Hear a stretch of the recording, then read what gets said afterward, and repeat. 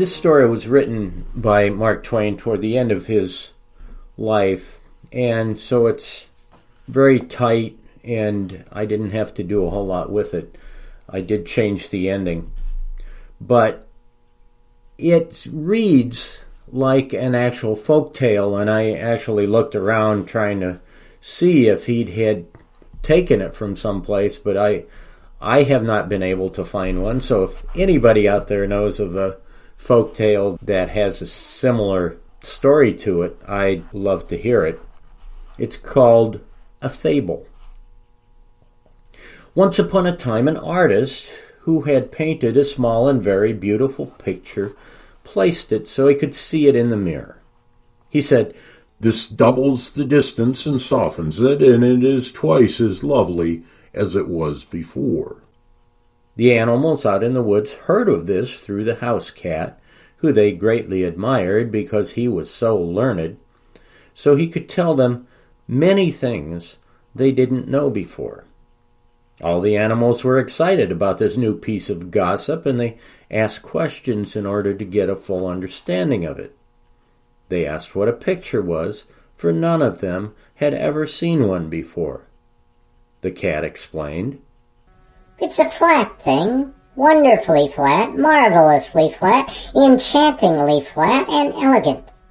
And oh, so beautiful." That excited them almost to a frenzy, and they said they'd give the world to see it. The bear asked, "What is it that makes it so beautiful?" "It's the looks of it," said the cat. This filled them with admiration and uncertainty, and they were more excited than ever. Then the cow asked, "What is a mirror?" "It's a hole in the wall," said the cat. "You look in it, and there you see the picture, and it's so dainty and charming and ethereal and inspiring in its unimaginable beauty that your head turns round and round, and you almost swoon with ecstasy." The donkey had not yet said anything. He now began to throw doubts. He said there'd never been anything so beautiful as to make him swoon with ecstasy, and there probably wasn't now.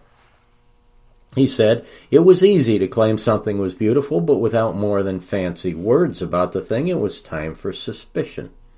It was easy to see that these doubts were having an effect upon the animals. So the cat went off, offended.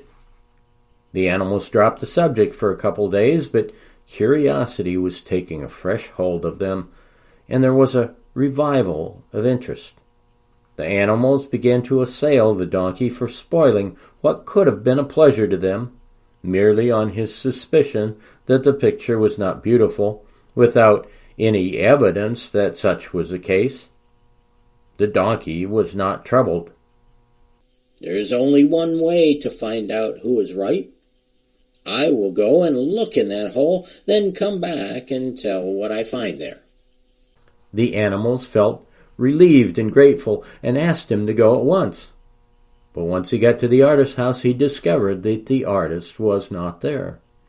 He saw the mirror, but he didn't know where he ought to stand, so by mistake he stood between the picture and the mirror.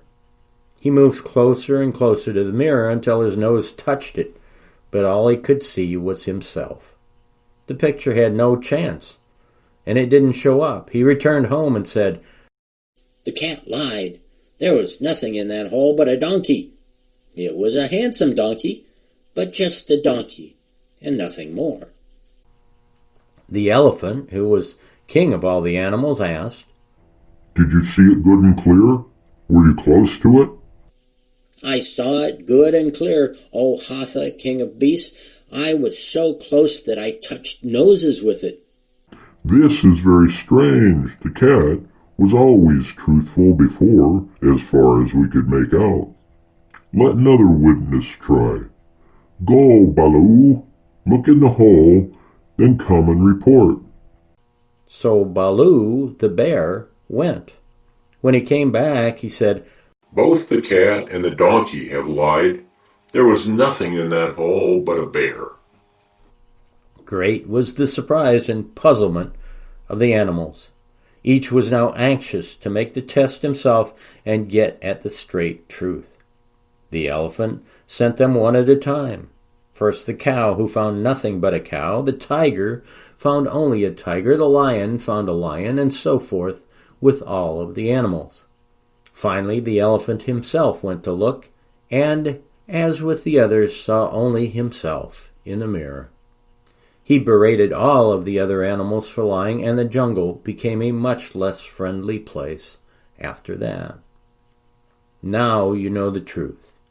If you stand between life and the mirror of your imagination, you will find only what you bring to it.